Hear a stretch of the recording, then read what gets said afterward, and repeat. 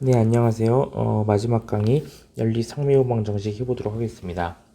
네, 물론 이제 그 4단원에도 연립상미호방 정식이 있긴 합니다만, 여기서는 조금 간단한 종류의 연립상미호방 정식을 라플라스 변환을 통해서 푸는 방법에 대해서 조금 더 얘기를 해보도록 하죠. 어, 다시 그 연립상미호방 정식에 대해서 간단하게만 얘기를 하고 좀 넘어가 보도록 하겠습니다. 우리가 예전에 상미호방 정식을 여러 가지를 풀었었는데요. 상미호방 정식이 뭐였냐면은 어떤 함수 y 함수가 있었고 그 함수에 도함수가 있었습니다. 이 도함수를 포함하는 방정식을 우리가 미분 방정식이라고 얘기를 했었죠. 여기서 구하고자 하는 방정식을 통해서 구하고자 하는 수는 구하고자 하는 것은 그 도함수의 원래 함수가 되는 것이었습니다. 네, 한번 우리가 이렇게 한번 생각을 해볼 수가 있을 겁니다. y1 프라임이 a11 y1 플러스 다시 a12 y2 플러스 r1 t. 네, t에 대한 함수 y에 대한 이 식이 되겠네요. 네, 그런데 여기서 보시면은 여러분들이 보시면은 좀 독특한 거를 느끼실 수가 있을 겁니다. 기존에 우리가 상미분 방정식과는 달리 어떻게 되어 있습니까? 함수가 두 개가 나오죠. y 함수가 두 개가 나옵니다. 어떤가요? y1과 y2 해서 두 개가 나옵니다. 우리가 중고등학교 때 연립미분 방정식을 계속 공부를 했을 때와 마찬가지로 미지수가 두 개 이상인 경우에는 식을 하나만 가지고는 풀기가 어렵죠. 풀 수가 없습니다. 그래서 식을 하나를 더 만들어야 될 필요가 생겼습니다. 그래서 하나를 더 써주도록 하죠. 식을 하나를 더 가지고 있습니다. 네, 이번 제대로 했네요. 2, 1, y1 플러스 a22, y2 플러스 r2t 네, 하는 식으로 써줄 수가 있겠습니다.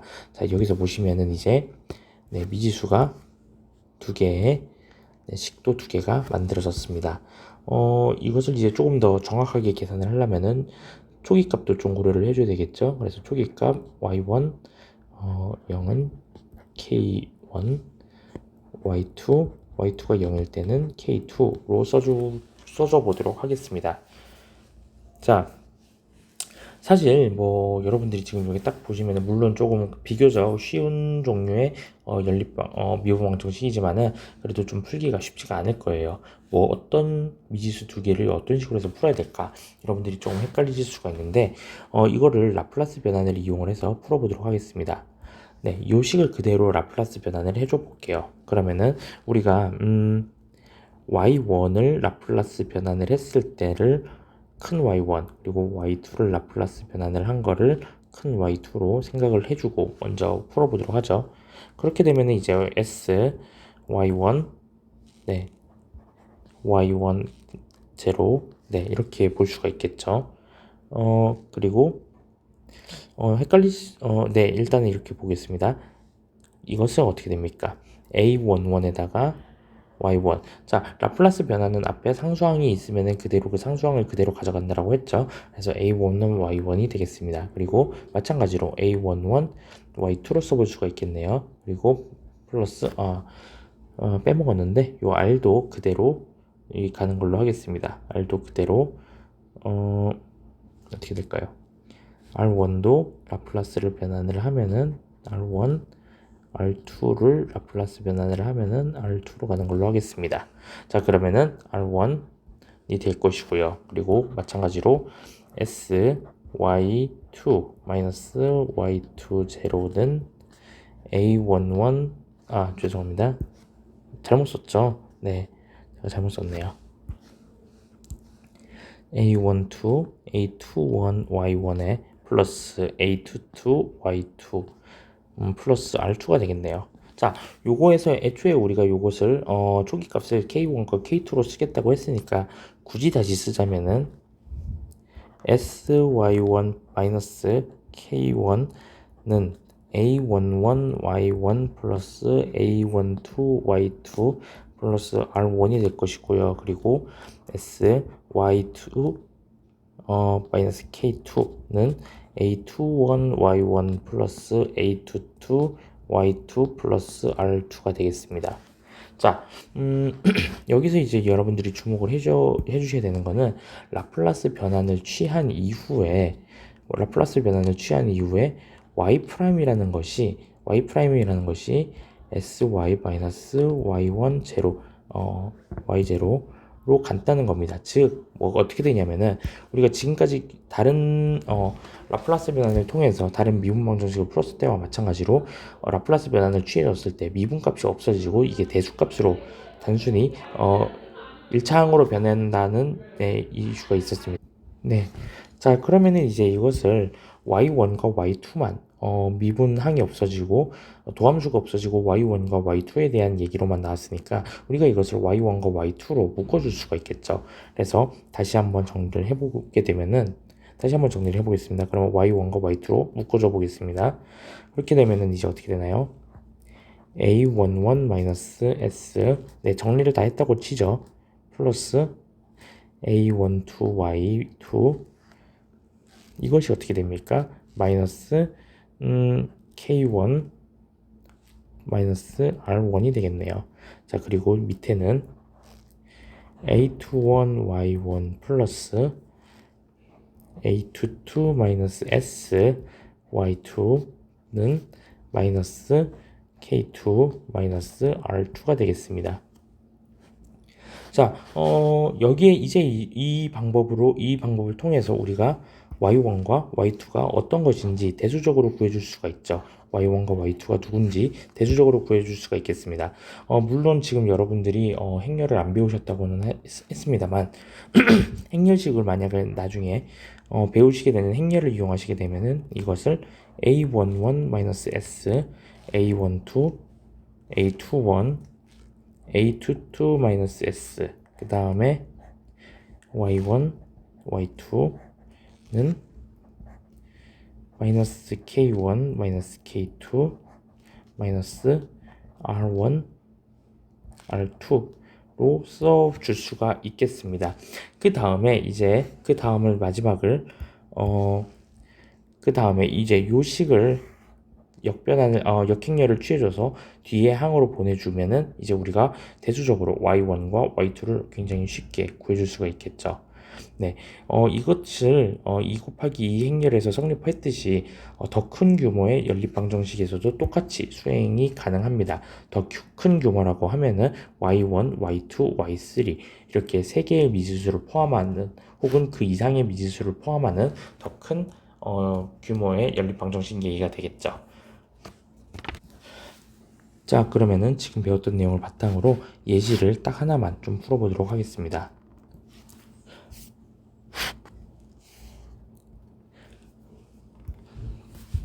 자, 두 대의 탱크를 우리가 생각을 해보도록 하겠습니다. 두 개의 물탱크를 생각을 해볼게요. 물탱크 T1과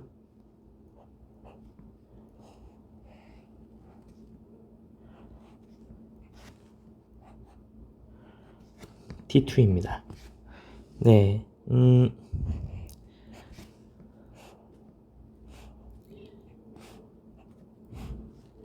네, 이렇게 T1과 T2 두 개의 물탱크를 좀 생각을 해보도록 하죠. T1 물탱크에는 기본적으로 100갤런의 물이 들어 있습니다. 100갤런의 물이 들어 있고요. 이 물은 그냥 일단 순수한 물입니다. 그리고 T2 탱크에는 마찬가지로 100갤런의 물이 들어 있고요. 근데 이 100갤런의 물 안에는 150g의 소금이 들어 있습니다. 네. 자, 그리고 T1에는 이제 물이 들어가는데요. 분당 6갤런의 물이 들어가요. 분당 6갤런의 물이 들어가고요. 그리고 이 6갤런의 물 안에는 6g의 소금이 포함이 되어 있습니다. T1에서 T2로는 분당 8갤런의 물이 흘러가고요. 이 안에 이제 잘 섞여 있겠죠. 8갤런의 물이 들어가게 되고, 그리고 T2에서 T1으로는 2갤런의 물이 들어가게 분당 2갤런의 물이 흘러 들어가게 됩니다. 자, 혼합 용액은 이제 이 혼합 용액이 굉장히 바로 잘 섞여 있다는 거를 우리가 가정을 하게 되면요. 일단은 이제 분당 이제 T1과 T2에서 가져오는 T1과 T2에서의 그 전체 양은 동일하겠죠. 왜냐하면 T1에서는 위쪽으로 6갤런의 물이 들어오고 T2로부터 2갤런의 물을 받으니까요. 그리고 T2 역시 마찬가지로 T1으로부터 제가 이걸 빼먹었군요. T2에서는 분당 6갤런의 물이 밖으로 빠져나가게 됩니다. 그럼 마찬가지로 T2에서는 T1으로부터 분당 8갤런을 받고 T1으로 2갤런을 보내고 그리고 밖으로 6갤런의 물이 나가는 그런 모습을 그런 상황을 가질 수 있죠. 자, 그러면은 이제 우리가 구해야 될 것은 T1과 T2 탱크 안에 있는 소금의 양을 Y1과 Y2를 시간에 대해서 한번 구해 보도록 하겠습니다. 자, 소금량 T1의 소금량 Y1 시간에 대한 함수가 되겠고요. T2의 소금량 Y2 마찬가지로 시간에 대한 함수가 되겠습니다. 자, 한번 식을 세워 보시게 되면요. 여러분들이 일단 Y1의 변화량은 어떻습니까? Y1의 변화량. 자, Y1의 변화량은요. 일단 기본적으로 어떻게 됩니까? 일단 Y에서 밖으로 빠져나가는 게 전체 100 중에 8이 빠져나가게 되죠. 현재 Y1 탱크 안에 있는 것 중에서 100분의 8이 분당 빠져나가게 되겠습니다. 그리고 또 어떻게 됩니까? Y2에서 있는 거에서 Y2에서 있는 100g 중에 100갤런 중에서 2갤런이 들어오게 되죠. 100분의 2가 Y2 소금량의 100분의 2가 항상 들어오게 되겠습니다. 그렇죠? 자, 그리고 또 뭐가 들어옵니까? 그리고 분당 6갤런씩 들어오는데 어떻게 됩니까? 6g이 들어오죠. 분당 6이 들어오기 때문에 그냥 여기서는 6이라고 해주도록 하겠습니다. 자, 그리고 Y1 제로는 어떻게 됩니까? 초기값. 자, 초기값은 T1 탱크의 초기에는 소금이 하나도 없는 순수한 물이라고 말씀드렸죠. 즉 Y1 제로는 0이 되겠습니다. 자, Y2를 한번 볼까요? Y2를 한번 보면요. Y2의 변화량은 어떻게 됩니까? 마찬가지로 Y1으로부터 100분의 8만큼을 받게 되죠. 그렇죠? 그리고 자, 본인이 갖고 있는 것 중에서 100분의 2만큼을 보내게 됩니다. 그리고 본인이 마찬가지로 가지고 있는 것 중에서 100분의 6만큼을 밖으로 내보내게 되죠. 자, 요걸 좀 다시 써보면은 100분의 8 Y1 마이너스 100분의 8 Y2가 되겠네요. 자, Y2의 초기 값은 어떻게 되나요? 150g이 들어있다라고 얘기를 했기 때문에 150이 되겠습니다. 잘 이해되시죠? 여러분들이 좀 헷갈리지 않게 좀 써드리면은 Y1에서 Y2로 가는 분당 8갤런이 여기에 들어가게 되겠고요. 그리고 Y2에서 Y1으로 가는 분당 2갤런이 이쪽에 식이 써지게 됩니다. 그리고 Y1으로 들어가는 T1으로 들어가는 분당 6g이 이쪽에 식에 써지게 되겠고요. 그리고 마지막으로 T2에서 빠져나가는 분당 6갤런이 이 식으로 써지게 되는 겁니다. 잘 따라오셨죠? 이제 요거를 이제 식으로 좀 써주시게 되면요. 앞서 우리가 요 식을 어떻게 썼었나요? 자꾸 행렬 가져와서 미안합니다. S, A12, 그리고 A21, A22 마이너스 S, 그 다음에 Y1, Y2. 이것이 어떻게 됐었나요? 마이너스 K1, 마이너스 K2, 마이너스 R1, 마이너스 R2로 우리가 이렇게 썼던 거 기억을 하실 겁니다. 자, 그러면은 이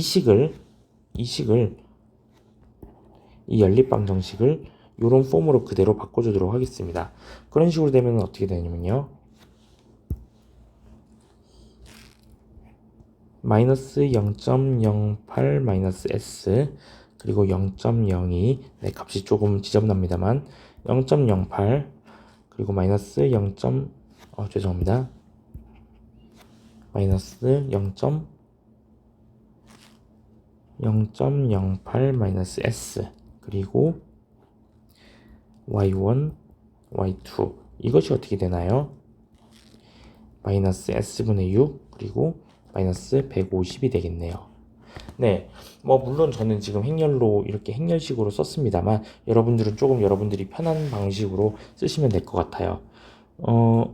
네, 앞서 얘기를 했듯이 이것을 여기서 봤던 행렬식을 갖다가 라플라스 변환으로 변환을 하고 그 다음에 그러면은 y1과 y2에 대한 식이 나왔었죠. y1과 y2에 대한 대수식으로 나오는 겁니다. 이것을 갖다가 또다시 이제 연립방정식을 만들어서 대수항만 포함하고 있는 연립방정식으로 만들어서 이렇게 풀어내는 겁니다. 자, 그렇게 해서 뭐 계산은 여러분들이 직접 해보시고요. 이걸 해서 구하시게 되면은 y1은 s 플러스 0.12 s 플러스 0.04가 되겠고요. 그리고 분자에는 9s 플러스 0.48이 올 겁니다. 이것을 이제 계산을 해주시게 되면요. 여러분들이 네, 복잡하죠. s분의 100 마이너스 s 플러스 0.12분의 62.5 마이너스 s 플러스 0.04분의 37.5로 계산이 되겠습니다. y2는 어떻게 되죠? s 플러스 0.12 그리고 s 플러스 0.04 네, 150s 제곱 플러스 12s 플러스 0.48로 계산이 되겠네요. 자, 이것을 여러분들이 또 풀어주시게 되면요. s분의 100 플러스 s 플러스 0.12분의 125 그리고 마이너스 s 플러스 0.04분의 75. 자, 이래서 어떻게 해야 됩니까? 다시 라플라스 역변환을 해줘야 되겠죠. 다시 라플라스 역변환을 해보겠습니다. 그렇게 되면은 이제 y1은요 이제 100 마이너스 62.5 익스포넨셜